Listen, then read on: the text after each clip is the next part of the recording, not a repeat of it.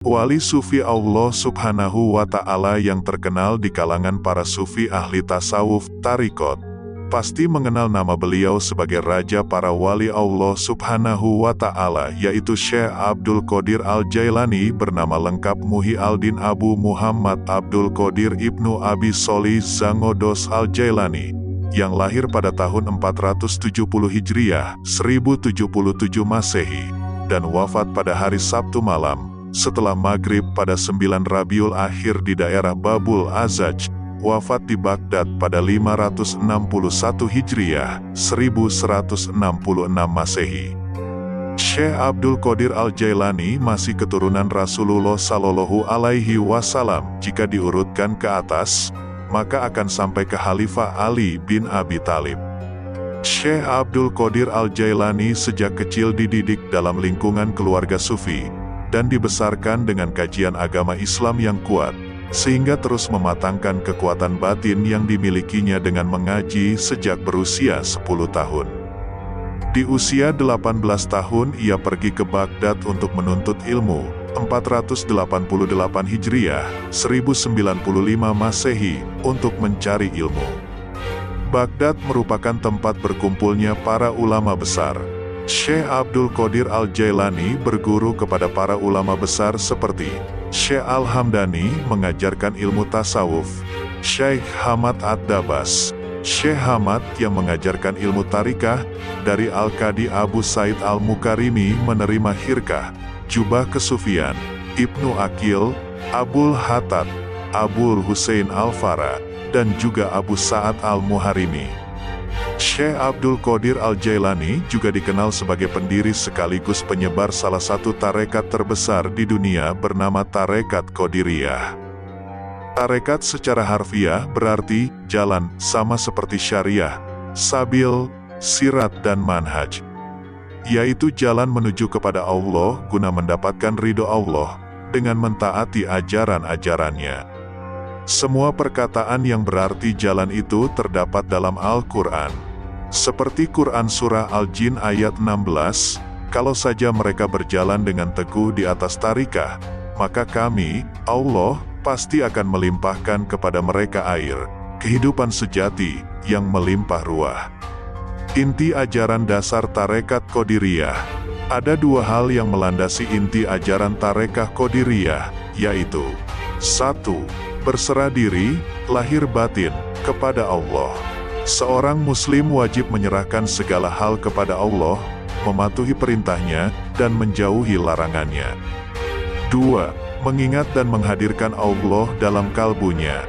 Caranya, dengan menyebut asma Allah dalam setiap detak nafasnya. Bagaimanapun, zikrullah adalah suatu perbuatan yang mampu menghalau karat lupa kepada Allah, menggerakkan keikhlasan jiwa, dan menghadirkan manusia duduk bertafakur sebagai hamba Allah. Hal ini merujuk pada hadis riwayat Ibnu Abid Dunya dari Abdullah bin Umar berikut. Sebenarnya setiap sesuatu ada pembersihnya, dan bahwa pembersih hati manusia adalah berzikir, menyebut asma Allah, dan tiadalah sesuatu yang lebih menyelamatkan dari siksa Allah kecuali zikrullah.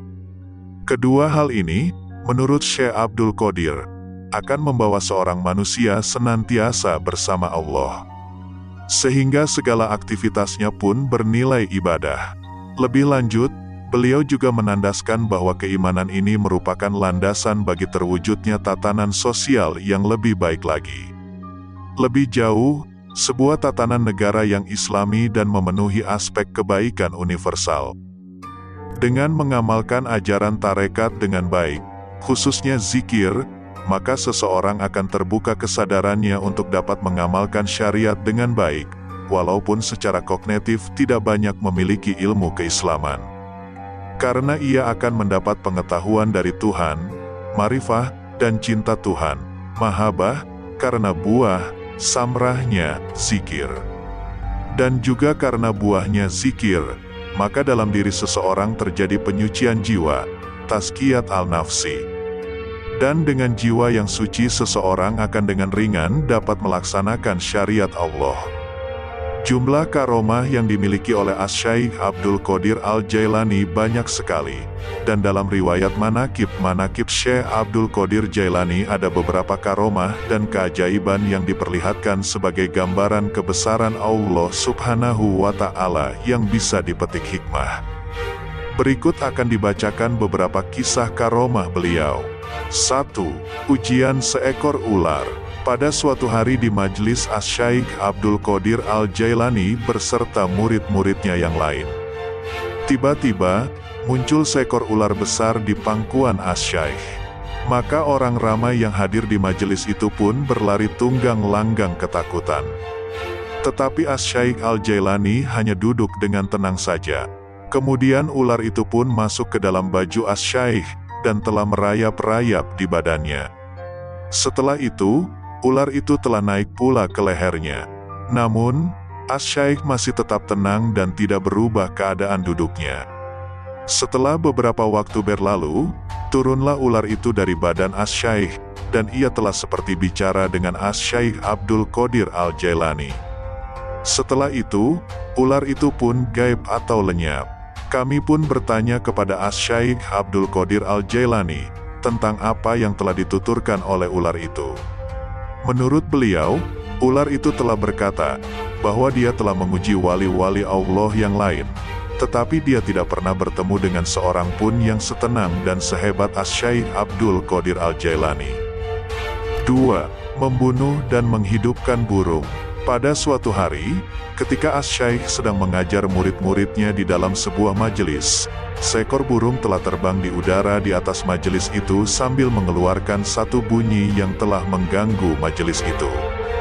Maka Asy-Syaikh Abdul Qadir Al-Jailani pun berkata, "Wahai angin, ambil kepala burung itu." Seketika itu juga, burung itu telah jatuh ke atas majelis itu, dalam keadaan kepalanya telah terputus dari badannya.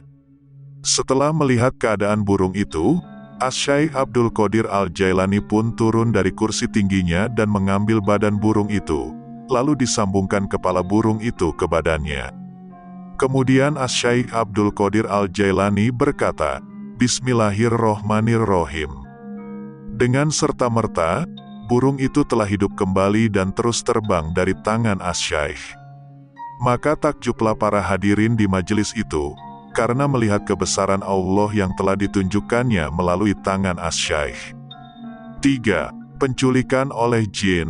Pada suatu hari, di dalam tahun 537 Hijriah, seorang lelaki dari kota Baghdad, dikatakan oleh setengah perawi, bahwa lelaki itu bernama Abu Said Abdullah ibnu Ahmad ibnu Ali ibnu Muhammad al-Baghdadi, telah datang bertemu dengan Asy-Syaikh Jailani dan berkata, bahwa dia mempunyai seorang anak dara cantik berumur 16 tahun bernama Fatimah. Anak daranya itu telah diculik, diterbangkan dari atas anjung rumahnya oleh seorang jin. Maka Asy-Syaikh Abdul Qadir Al-Jailani pun menyuruh lelaki itu pergi pada malam hari itu ke suatu tempat bekas rumah roboh di satu kawasan lama di kota Baghdad bernama Al-Qarq. Carilah bonggol yang kelima dan duduklah di situ. Kemudian, gariskan satu bulatan di sekelilingmu di atas tanah. Kala engkau membuat garis, ucapkanlah Bismillah, dan di atas niat Asy-Syaikh Abdul Qadir Al-Jailani. Apabila malam telah gelap, engkau akan didatangi oleh beberapa kumpulan jin, dengan berbagai rupa dan bentuk. Janganlah engkau takut, apabila waktu hampir terbit fajar, akan datang pula Raja Jin dengan segala angkatannya yang besar. Dia akan bertanya hajatmu. Katakan kepadanya, bahwa aku telah menyuruh engkau datang bertemu dengannya. Kemudian ceritakanlah kepadanya tentang kejadian yang telah menimpa anak perempuanmu itu. Lelaki itu pun pergi ke tempat itu dan melaksanakan arahan Asy-Syaikh Abdul Qadir Al-Jailani. Beberapa waktu kemudian, datanglah jin-jin yang mencoba menakut-nakuti lelaki itu. Tetapi jin-jin itu tidak mampu untuk melintasi garis bulatan. Jin-jin itu telah datang bergilir-gilir, yakni satu kumpulan ke satu kumpulan. Dan akhirnya, datanglah Raja Jin yang sedang menunggang seekor kuda dan telah disertai oleh satu angkatan yang besar dan hebat rupanya. Raja Jin itu telah menghentikan kudanya di luar garis bulatan, dan bertanya kepada lelaki itu, "Wahai manusia, apakah hajatmu?" Lelaki itu menjawab, "Aku telah disuruh oleh Asy-Syaikh Abdul Qadir Al-Jailani untuk bertemu denganmu." Begitu mendengar nama Asy-Syaikh Abdul Qadir Al-Jailani diucapkan oleh lelaki itu, Raja Jin itu telah turun dari kudanya dan terus mencium bumi. Kemudian Raja Jin duduk di atas bumi, disertai dengan seluruh anggota rombongannya. Setelah itu, Raja Jin itu menanyakan masalah lelaki itu. Lelaki itu pun menceritakan kisah anak gadisnya yang telah diculik oleh seorang jin. Setelah mendengar cerita lelaki itu, Raja Jin itu pun memerintahkan agar dicari si jin yang bersalah itu. Beberapa waktu kemudian, dibawa ke hadapan Raja Jin itu, seorang jin lelaki dari negara Cina bersama dengan si gadis yang telah diculiknya. Bertanya, "Kenapa engkau menculik anak gadis ini? Tidakkah engkau tahu, dia ini berada di bawah naungan Al-Qutub?" Jin lelaki dari negara Cina itu mengatakan, dia telah jatuh cinta dan bernafsu terhadap gadis itu. Raja Jin kemudian memerintahkan agar si gadis dipulangkan kepada orang tuanya, sedangkan jin dari negara Cina itu dikenakan hukuman pancung kepala. Lelaki itu pun mengutarakan rasa takjub dengan segala perbuatan Raja Jin itu, yang sangat patuh kepada Asy-Syaikh Abdul Qadir Al-Jailani. Raja Jin itu berkata, "Sudah tentu, karena Asy-Syaikh Abdul Qadir Al-Jailani bisa melihat dari rumahnya semua kelakuan jin-jin yang jahat. Banyak dari mereka semua berada di tempat jauh di atas bumi, karena telah lari karena kehebatannya. Allah Ta'ala telah menjadikan Asy-Syaikh Abdul Qadir Al-Jailani bukan saja Al-Qutub bagi umat manusia, bahkan juga terhadap seluruh bangsa jin." 4.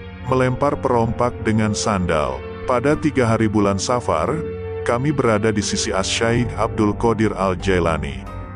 Pada waktu itu, Asy-Syaikh sedang mengambil wudhu dan memakai sepasang terompah. Setelah selesai menunaikan salat 2 rakaat, tiba-tiba beliau memekik berteriak, kemudian melemparkan salah satu dari terompah-terompah itu dengan sekuat tenaga sampai tidak kelihatan lagi oleh mata. Setelah itu, dia berteriak sekali lagi, lalu melemparkan terompah yang satu lagi. Kami yang berada di situ terkejut, tetapi tidak ada seorang pun yang berani menanyakan maksud semua itu. 23 hari kemudian, sebuah kafilah telah datang untuk menziarahi Asy-Syaikh Abdul Qadir Al-Jailani. Mereka membawa hadiah-hadiah untuknya, termasuk baju, emas dan perak. Dan yang anehnya, termasuk juga sepasang terompah. Setelah dia mati, kami lihat terompah-terompah itu adalah terompah-terompah yang pernah dipakai oleh Asy-Syaikh Abdul Qadir Al-Jailani pada waktu itu. Kami pun bertanya kepada kafilah itu, dari manakah datangnya sepasang terompah itu. Mereka lalu bercerita, pada 3 hari bulan Safar yang lalu, ketika kami sedang di dalam satu perjalanan, kami telah diserang oleh satu kumpulan perompak. Mereka telah merampas semua barang-barang kami, dan telah membawa barang-barang yang mereka rampas itu ke satu lembah untuk dibagi-bagikan di antara mereka. Kami pun berdiskusi dan mengambil keputusan. Kami lalu menyeru kepada Asy-Syaikh Abdul Qadir Al-Jailani agar menolong kami. Kami juga telah bernazar apabila kami selamat, kami akan memberinya beberapa hadiah. Tiba-tiba, kami mendengar satu jeritan yang amat kuat, sehingga menggegerkan lembah itu, dan kami lihat di udara ada satu benda yang sedang melayang dengan sangat kencang sekali. Beberapa waktu kemudian, terdengar satu lagi bunyi yang sama, dan kami lihat satu lagi benda serupa yang sedang melayang ke arah yang sama. Setelah itu, kami telah melihat perompak-perompak itu berlari tunggang langgang dari tempat mereka yang sedang membagi-bagikan harta rampasan itu, dan meminta kami mengambil kembali harta kami, karena mereka telah ditimpa celaka. Kami pun pergi ke tempat itu. Kami lihat kedua orang pemimpin perompak itu telah mati. Di sisi mereka pula, ada sepasang terompah. Inilah terompah-terompah itu. 5. Meredakan orang yang akan buang hajat. Pada awalnya, aku memang tidak suka kepada Asy-Syaikh Abdul Qadir Al-Jailani. Walaupun aku merupakan seorang saudagar yang paling kaya di kota Baghdad waktu itu, aku tidak pernah merasa tentram ataupun berpuas hati. Pada suatu hari, aku pergi menunaikan salat Jumat. Ketika itu, aku tidak mempercayai tentang cerita-cerita karomah yang dikaitkan pada Asy-Syaikh Abdul Qadir Al-Jailani. Sesampainya aku di masjid itu, aku dapati beliau telah ramai dengan jamaah. Aku mencari tempat yang tidak terlalu ramai, dan itu di hadapan mimbar. Di kala itu, Asy-Syaikh Abdul Qadir Al-Jailani baru saja mulai untuk khutbah Jumat. Ada beberapa perkara yang diulas oleh Asy-Syaikh Abdul Qadir Al-Jailani yang telah menyinggung perasaanku. Tiba-tiba, aku merasa ingin buang air besar. Untuk keluar dari masjid itu memang sukar dan agak mustahil. Aku pun dihantui perasaan gelisah dan malu, khawatir nantinya aku tidak bisa menahannya dan akhirnya buang air besar di depan orang banyak. Kondisi itu membuat kemarahanku terhadap Asy-Syaikh Abdul Qadir Al-Jailani bertambah dan memuncak. Tak berapa lama, Asy-Syaikh Abdul Qadir Al-Jailani telah turun dari atas mimbar dan telah berdiri di hadapanku. Sambil beliau terus memberikan khutbah, beliau telah menutup tubuhku dengan jubahnya. Tiba-tiba aku sedang berada di satu tempat yang lain, di satu lembah hijau yang sangat indah. Aku lihat sebuah anak sungai sedang mengalir perlahan di situ, dan keadaan sekelilingnya sunyi sepi, tanpa kehadiran seorang manusia. Aku lantas pergi membuang air besar. Setelah selesai, kemudian aku berwudu. Di saat aku melangkah untuk pergi melaksanakan salat, tiba-tiba aku mendapati diriku telah berada di tempat semula, di bawah jubah Asy-Syaikh Abdul Qadir Al-Jailani. Kemudian beliau mengangkat kembali jubahnya dan naik kembali ke tangga mimbar. Aku sungguh merasa terkejut, bukan karena perutku sudah terasa lega, tetapi juga keadaan hatiku. Segala perasaan marah, ketidakpuasan hati, dan perasaan-perasaan jahat yang lainnya, semuanya telah hilang.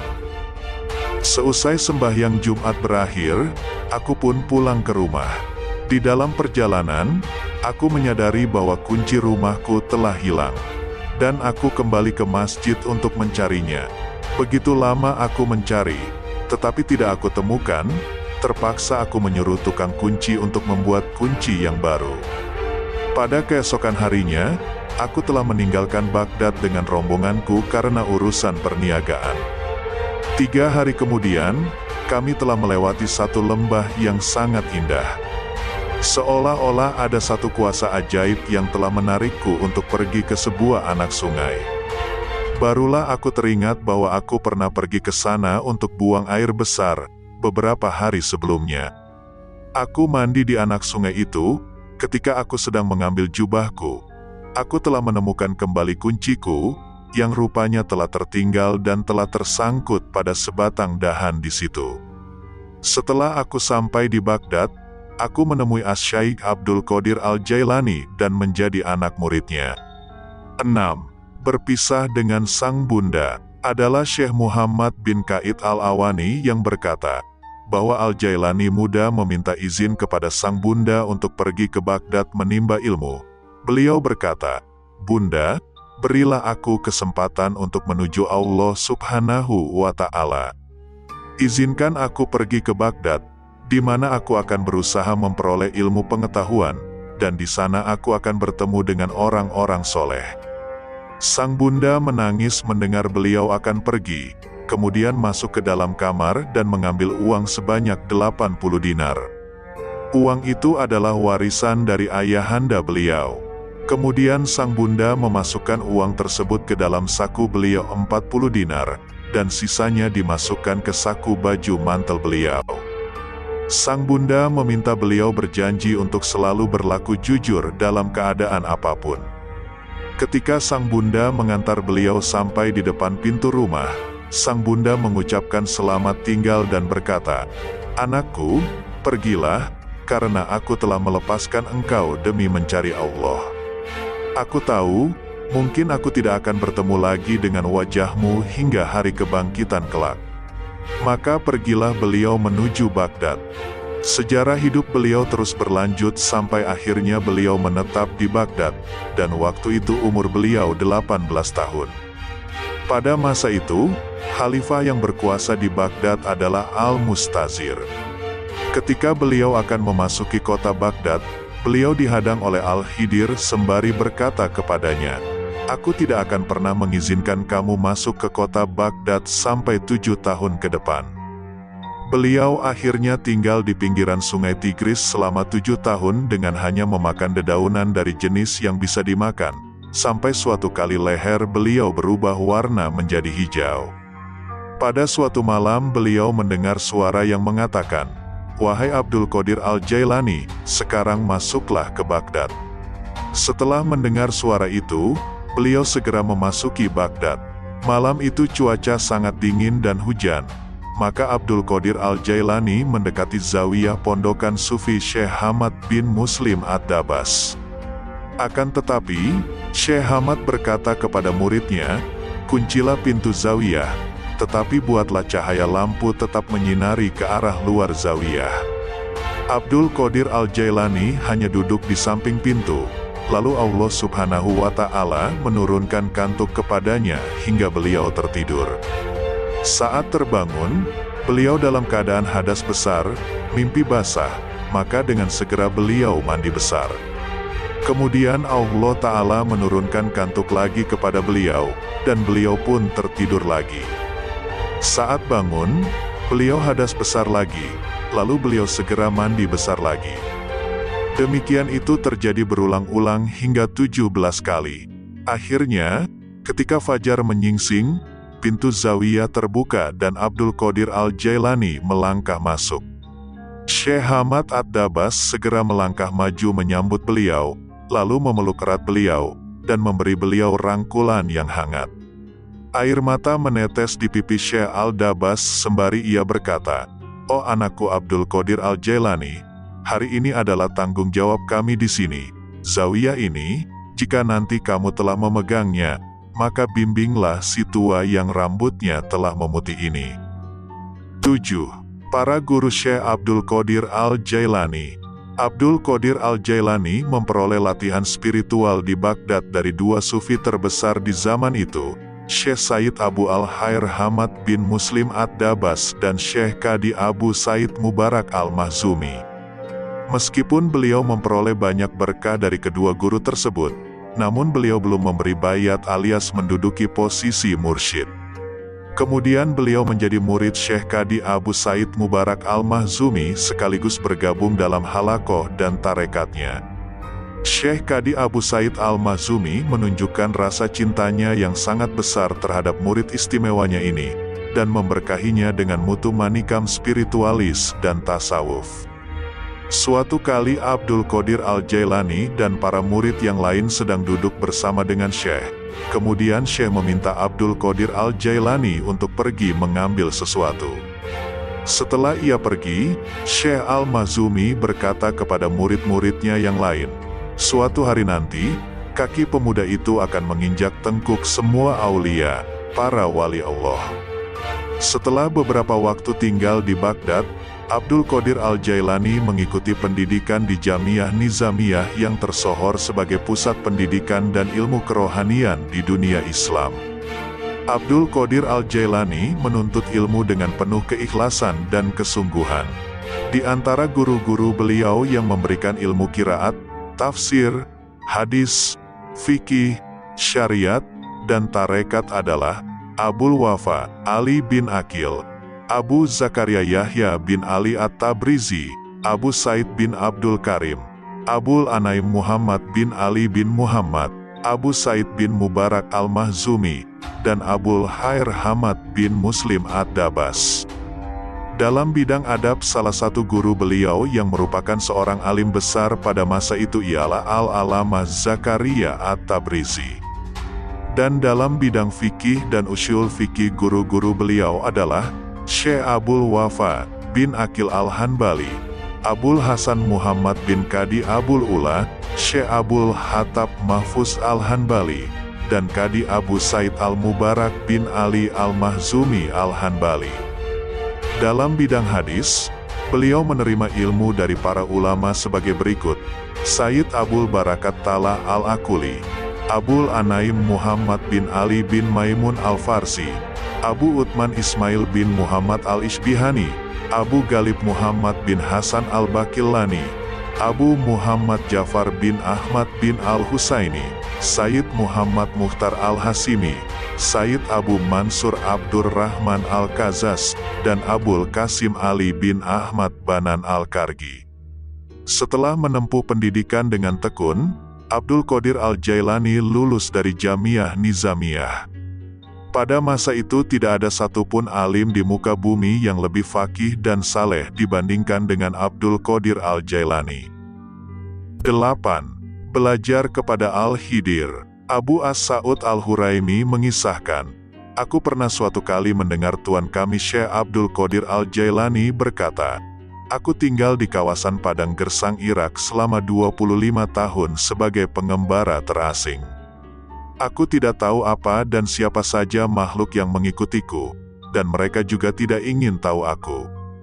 Yang selalu mengunjungiku adalah manusia-manusia dari alam gaib, Rijal al-Gaib, sebangsa jin. Aku biasa mengajari mereka tentang jalan menuju Allah Subhanahu wa Ta'ala, tarekat. Aku juga dipertemukan dengan Al-Khidir alaihis salam ketika aku memasuki kota Irak untuk kali pertamanya. Meskipun waktu itu aku tidak tahu siapa dia sebenarnya, dan dia pernah berkata kepadaku bahwa aku tidak boleh menentangnya. Ketika kami mencapai sebuah kawasan, dia berkata kepadaku, duduklah dan tinggallah di sini. Maka aku duduk dan tinggal di tempat itu sebagaimana dia memerintahkanku. Selama kurun waktu 3 tahun penuh, dia akan datang kepadaku setiap tahunnya, dan dia berkata kepadaku, tetaplah tinggal di situ sampai aku kembali. Segala pesona dunia serta daya tariknya selalu datang kepadaku dalam berbagai bentuk dan tipu muslihat. Setan-setan juga mendatangiku dalam berbagai wujud serta menggoda dengan keahliannya. Tidak sedikit dari setan-setan itu yang terlibat perkelahian denganku, tetapi Allah Subhanahu wa Ta'ala selalu menguatkanku dalam menghadapi mereka. Aku tinggal selama waktu yang lama di kawasan-kawasan gersang kota-kota Irak. Aku memaksa jiwa rendahku untuk melakukan tugas-tugas berat melalui metode disiplin spiritual. Kemudian aku menghabiskan waktu selama 1 tahun dengan hanya makan dari sisa-sisa sampah tanpa minum air sedikit pun. Kemudian selama 1 tahun berikutnya sambil minum air. Kemudian selama 1 tahun penuh dengan hanya minum air, tetapi tanpa menyantap apapun. Dan di tahun berikutnya aku tidak minum, tidak juga makan, dan tidak tidur sama sekali. Aku juga bermukim selama beberapa tahun di kawasan Gersang Nantandus di sebuah daerah pinggiran kuno kota Baghdad, di mana satu-satunya sumber makananku adalah dedaunan lontar. Pada setiap awal tahun, seseorang akan datang kepadaku dengan mengenakan jubah yang terbuat dari wol. Aku sudah memasuki 1000 lebih kondisi wujud yang berbeda-beda, dengan tujuan untuk membebaskan diri dari dunia milik kalian ini, dan keadaan yang menimpaku itu hanya dapat dipandang sebagai bentuk ketololan, kegilaan, dan ketidakwarasan. Aku biasa berjalan tanpa alas kaki, melewati onak duri, kerikil tajam, dan tempat-tempat berbahaya sejenisnya. Tidak pernah sekalipun jiwa rendahku menang atas diriku. Tidak juga ada satupun kemilau dunia yang mampu menggodaku. 9. Ujian dari Al-Khidir. Beliau, Al-Khidir, datang kepadaku untuk memberikan suatu ujian, sebagaimana ia telah menguji para wali-wali Allah yang lain sebelumku. Dia menyingkap kepadaku rahasia dari wujudnya dengan cara menampakkan wawasan menuju materi-materi yang aku dapatkan bersamanya.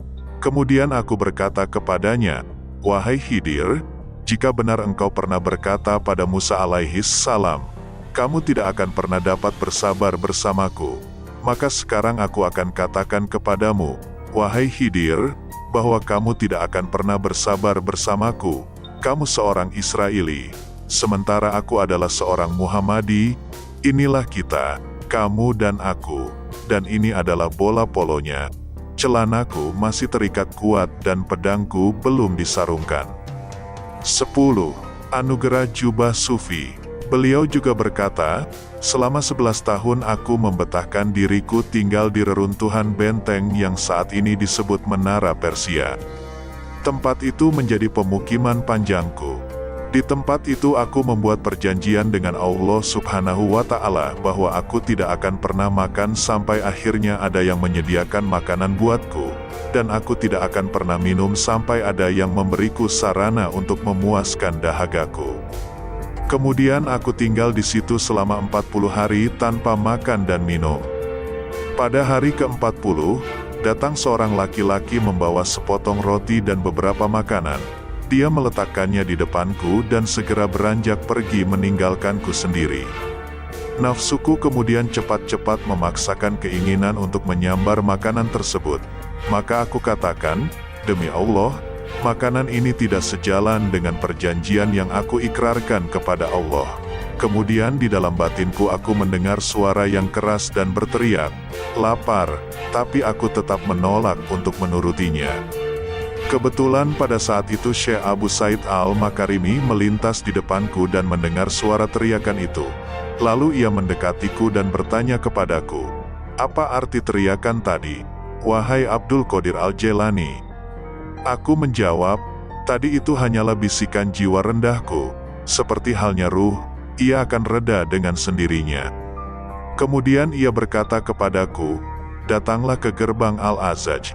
Lalu ia pergi meninggalkanku, dan aku berkata kepada diriku sendiri, aku tidak akan pernah meninggalkan tempat ini, kecuali Tuhan sendiri yang memerintahkanku.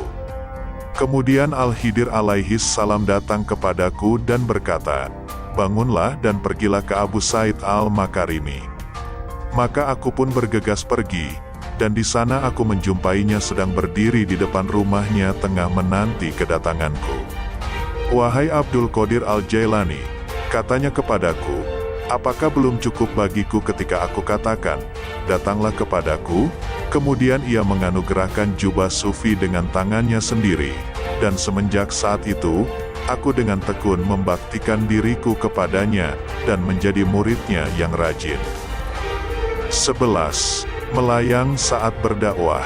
Al-Hattab, pembantu Syekh Abdul Qadir Al-Jailani berkata, suatu hari ketika Syekh sedang memberikan ceramah, beliau tiba-tiba naik beberapa langkah ke angkasa dan beliau berkata, "Wahai Israel, berhentilah dan dengarkan kata-kata Sang Muhammad." Kemudian beliau kembali ke tempat duduknya semula.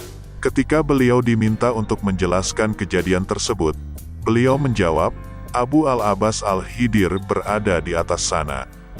Tadi ia sedang melintasi majelis kita ini. Maka aku memintanya berhenti dan berkata kepadanya apa saja yang aku dakwahkan kepada kalian semua."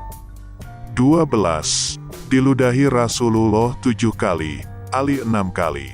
Ini diriwayatkan oleh Syekh Abu Muhammad Al-Jubai, bahwasannya beliau Syekh Abdul Qadir Al-Jailani berkata, "Aku suatu kali berjumpa dengan Rasulullah dalam penampakan ruhani sebelum waktu zuhur, dan beliau berkata kepadaku, 'Wahai anakku terkasih, kenapa engkau tidak berbicara, berdakwah kepada manusia?'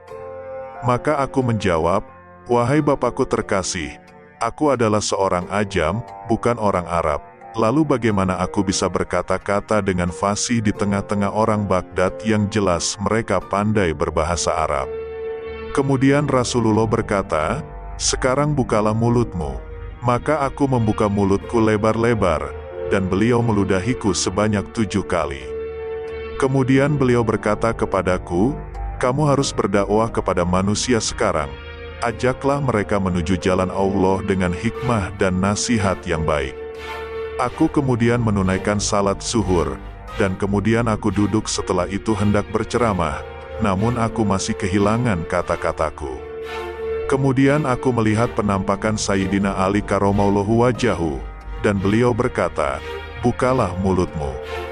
Aku lalu membuka mulutku, dan beliau meludahiku sebanyak 6 kali. Lalu aku bertanya kepada beliau, 'Kenapa engkau tidak meludahiku sebanyak 7 kali seperti halnya Rasulullah melakukannya?' Beliau menjawab, sebagai adab penghormatanku kepada Rasulullah. Setelah mengucapkan kata-kata itu, beliau pergi. 13. Menghilang ke balik matahari. Pengasuh Syekh Abdul Qadir Al-Jailani menceritakan bahwa sewaktu beliau masih kecil seringkali ketika dia menggendong sang syekh, mendadak beliau sudah tidak ada lagi di tangannya. Dia mengatakan bahwa kemudian dia melihat Syekh Abdul Qadir Al-Jailani terbang ke langit dan bersembunyi di balik cahaya matahari. Ketika Syekh Abdul Qadir Al-Jailani sudah dewasa, sang pengasuhnya mengunjunginya dan bertanya, apakah beliau masih sering melakukan hal yang dulu sewaktu kecil beliau lakukan. Kemudian Syekh Abdul Qadir Al-Jailani menjawab, itu dulu ketika aku masih kecil, dan pada waktu itu aku masih lemah, maka aku bersembunyi di balik matahari. Namun kini daya dan kekuatanku telah sedemikian besar, sehingga bila 1000 matahari datang, pasti mereka semua akan bersembunyi di balik diriku. 14.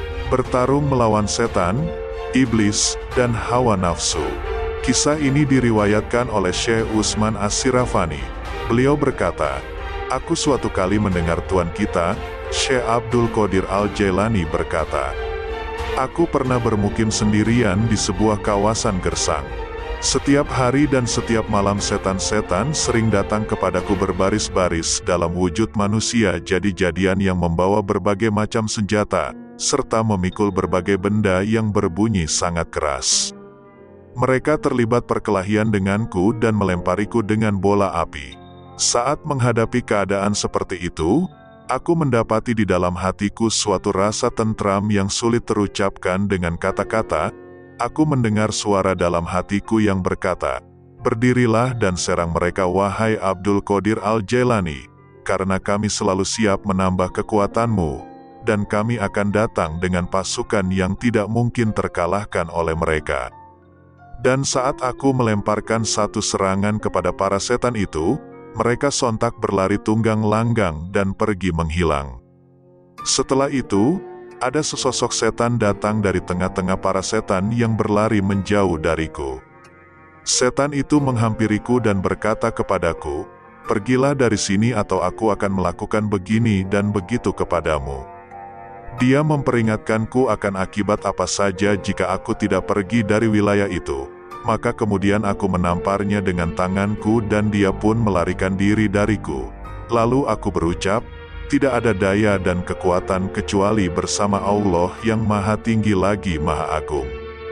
Setan itu diterkam oleh api dan aku melihatnya terbakar hangus.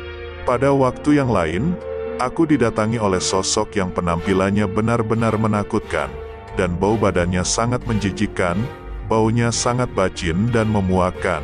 Dia berkata kepadaku, aku adalah iblis. Aku datang kepadamu dengan maksud untuk menjadi budakmu, karena kamu telah berhasil menggagalkan segala upayaku dan mengalahkan pengikutku. Aku berkata kepadanya, pergilah, karena aku tidak percaya sama sekali kepadamu. Tapi pada saat itu sebuah tangan turun dari sisi iblis dan memukul tengkorak kepalanya dengan kekuatan yang sangat besar hingga membuat iblis itu terjungkal keras melesat ke dalam tanah, dan dia pun menghilang entah kemana. Iblis itu datang kembali kepadaku untuk kedua kalinya dengan membawa anak panah api di tangannya dan hendak menyerangku. Tetapi dengan cepat seseorang yang memakai jubah penutup kepala lari menuju diriku dengan menaiki kuda berwarna kelabu dan dengan tangkas melemparkan pedang kepadaku. Melihat itu, iblis secepat kilat langsung lari terbirit-birit dari hadapanku. Dan ketika aku bertemu dengannya lagi untuk yang ketiga kalinya, iblis itu sedang duduk dengan jarak yang agak jauh dariku, berlinangan air mata, sekujur tubuhnya dipenuhi oleh debu, dan ia berkata, aku sungguh telah putus asa menghadapi orang sepertimu, wahai Abdul Qadir Al-Jailani. Aku lalu berkata kepadanya, enyahlah kau dari sini, sang terkutuk. Karena aku tidak akan pernah berhenti membentengi diriku sendiri, dengan perlindungan Allah untuk melawanmu. Dan dia berkata, apa yang telah kau ucapkan itu lebih menyakitkan bagiku ketimbang jepitan besi neraka. 15. menembus jarak. Diriwayatkan dari Syekh Umar, beliau berkata, "Aku suatu kali mendengar tuan kami Syekh Abdul Qadir Al-Jailani bercerita. Keadaan ruhani, ahwal, pernah datang kepadaku tanpa terduga sama sekali. Pada awal masa-masa aku melakukan pengembaraan dan berada di padang tandus di wilayah Baghdad. Aku berlari melewati jarak kira-kira 1 jam perjalanan, dan aku benar-benar tidak sadar bahwa aku sedang berlari. Saat aku kembali dalam kesadaranku yang normal, aku mendapati diriku sampai di kawasan Shastar, di mana jarak tersebut dengan Baghdad kira-kira sekitar 12 hari perjalanan. Ketika sampai di sana, aku berdiri dan melihat-lihat sekeliling. Lalu seorang wanita datang kepadaku sambil berkata, 'Apakah yang kamu alami itu membuatmu terkejut dan heran? Padahal kamu tidak lain adalah Abdul Qadir Al-Jailani.' 16. Melihat Al-Lauhil Al-Mahfuz. Tertulis dalam riwayat, bahwa Syekh Abul Hafesh menyatakan, Syekh Abdul Qadir Al-Jailani biasa melayang di udara dan berkata, 'Matahari tidak pernah terbit tanpa mengucapkan salam kepadaku. Demi kemuliaan dan murka Allah, aku melihat semua manusia yang baik maupun yang jahat. Mataku tertuju pada Al-Lauhil Al-Mahfuz. Berkali-kali aku menyelam ke samudera ilmu dan kebijaksanaan yang dianugerahkan oleh Allah, dan akulah kebaikan murni Allah kepada manusia dan utusan khusus kakekku, Rasulullah, dan akulah khalifah beliau di bumi.' 17. Kuasa atas Raja Jin. Syekh Abu Futuk Muhammad bin Abul As Yusuf bin Ismail bin Ahmad Ali Karsyi At-Tamimi Al-Bakari Al-Baghdadi meriwayatkan, bahwa suatu ketika Syekh Abu Said Abdullah bin Ahmad bin Muhammad Al-Baghdadi Al-Asjai datang kepada Syekh Abdul Qadir Al-Jailani dan mengatakan bahwa putrinya yang berusia 16 tahun Fatimah yang sangat cantik, kemarin naik ke tingkat rumah, tapi tiba-tiba dia lenyap dari sana. Ketika Syekh Abdul Qadir Al-Jailani mendengar hal ini, beliau menghiburnya dan mengatakan kepadanya agar tidak perlu khawatir. Sang Wali Agung kemudian memerintahkan dia untuk pergi ke sebuah hutan pada malam hari. Syekh Abdul Qadir Al-Jailani menyatakan bahwa di dalam hutan dia akan melihat banyak gundukan pasir. Dia harus duduk di gundukan pasir ke-6 yang dilewatinya, dan harus membuat sebuah gambar lingkaran di sekeliling dirinya sambil berkata, Bismillah, dan kemudian berkata, Abdul Qadir.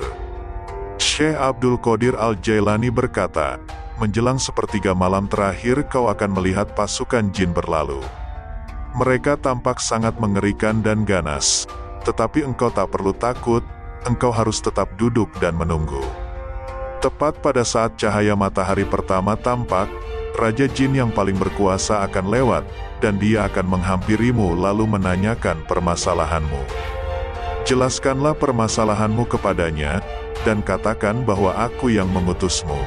Beritahukan kepada Raja Jin itu tentang putrimu yang hilang. Syekh Muhammad Al-Baghdadi berkata, aku mengerjakan apa yang Syekh Abdul Qadir Al-Jailani perintahkan. Aku duduk di gundukan pasir tersebut dan menunggu. Setelah beberapa waktu, aku melihat pasukan jin dalam rupa-rupa yang mengerikan melintas. Mereka sangat marah kepadaku karena aku duduk di tengah-tengah jalannya. Namun mereka tetap berlalu tanpa mengucap sepatah kata pun, karena mereka tidak berani memasuki lingkaran tersebut. Pada waktu fajar, sang Raja Jin melintas, lalu menanyakan permasalahanku. Ketika aku mengatakan bahwa yang mengutusku adalah Syekh Abdul Qadir Al-Jailani, maka dia segera turun dari kudanya dan berdiri dengan penuh hormat mendengarkan perkataanku. Lalu dia mengutus para jin untuk mencari jin yang telah menculik putriku. Akhirnya, putriku pun kembali, dan jin yang telah menculik putriku itu dihukum oleh sang Raja Jin. 18. Pengakuan 360 wali. Abdullah Al-Jubai suatu kali berkata, Syekh Abdul Qadir Al-Jailani memiliki seorang murid bernama Umar Al-Hawali. Dia meninggalkan Baghdad dan tinggal di tempat lain selama beberapa tahun. Ketika ia akhirnya kembali ke Baghdad, maka aku berkata kepadanya, sekian lama ini kamu berada di mana? Dia menjawab, "Aku mengembara menyinggahi kota-kota di Suriah, Mesir, Persia, dan aku bertemu dengan 360 syekh, yang kesemuanya adalah para wali Allah. Tidak ada seorang pun dari mereka yang tidak berkata, Syekh Abdul Qadir Al-Jailani adalah syekh kami, dan merupakan pembimbing teladan kami menuju Allah Subhanahu wa Ta'ala." Syekh Hamad Ad-Dabas konon berkata, ketika Syekh Abdul Qadir Al-Jailani yang pada waktu itu masih remaja, disebut dalam majelisnya, "Aku melihat dua tanda di kepalanya, yang terpasang tegak di antara kebinatangan terendah dan kedaulatan tertinggi. Dan aku telah mendengar tentara kerajaannya memanggil-manggilnya dengan suara yang keras lagi jelas pada cakrawala tertinggi. Semoga Allah meridhoinya." Syekh Hamad Ad-Dabas kemudian berkata, "Kamu adalah penghulu para arifin di zamanmu nanti. Panjimu tertancap kuat untuk dibentangkan, baik dari kawasan timur sampai kawasan barat. Pundak orang-orang di zamanmu akan tunduk di bawah kendalimu, dan kamu akan diangkat pada suatu tingkatan spiritual yang mengungguli semua orang yang sebaya denganmu." 19. Pernyataan, "Kakiku berada di tengkuk para wali." Diriwayatkan oleh Al-Hafiz Abu Al-Is Abdul Al-Muqtis bin Harb Al-Baghdadi beserta banyak lagi lainnya, kami menghadiri majelis Syekh Abdul Qadir Al-Jailani. Di ruang tamu beliau banyak sekali para syekh dan wali yang mengikuti majelis beliau waktu itu. Ada sekitar kurang lebih 47 para syekh, dan masih banyak lagi yang berada dalam majelisnya. Ketika Syekh Abdul Qadir Al-Jailani berbicara, tampak sekali hati beliau dalam keadaan kesadaran penuh, yakni ketika beliau menyatakan, "Kakiku berada di atas tengkuk para wali Allah." Syekh Ali bin Al-Haiti melangkahkan kakinya saat itu juga, lalu naik beberapa langkah ke mimbar sang syekh, di mana kemudian dia memegang kaki sang syekh dan meletakkannya di atas tengkuknya sembari memposisikan kepalanya di bawah keliman jubah syekh. Semua yang hadir di situ pun membungkuk seperti yang dilakukan oleh Syekh Al-Haiti. Dan tidak ada satupun seorang wali Allah di muka bumi ini yang pada saat itu tidak menundukkan tengkuknya sebagai pengakuan tulus terhadap Syekh Abdul Qadir Al-Jailani, serta sebagai penghormatan kedudukan ruhani beliau yang khusus. Ada 300 aulia Allah dan 700 rijalul gaib yang hadir di majelis itu. Bahkan kumpulan para jin berkumpul pada saat itu. Para jin soli tersebut keluar dari segala penjuru cakrawala demi menghormati pernyataan beliau tersebut. Mereka mengucapkan selamat kepada Syekh Abdul Qadir Al-Jailani dan menunjukkan laku taubat melalui tangan beliau. Syekh Al-Makarimi menyatakan, pada hari itu, seluruh wali Allah tahu bahwa panji kesultanan wali telah tertancapkan di sisi Syekh Abdul Qadir Al-Jailani. Semua wali dari timur hingga barat serentak membungkukkan badan mematuhi pernyataan beliau ini. Sayyid Syekh Khalifatul Akbar berkisah, "Aku bermimpi bertemu dengan Rasulullah tercinta, dan aku bertanya kepada beliau tentang pernyataan Syekh Abdul Qadir Al-Jailani tersebut. Rasulullah menjawab, Abdul Qadir Al-Jailani telah mengatakan hal yang sebenarnya, karena dia sang kutub, dan dia kuberikan tempat di bawah sayapku dan dalam perlindunganku."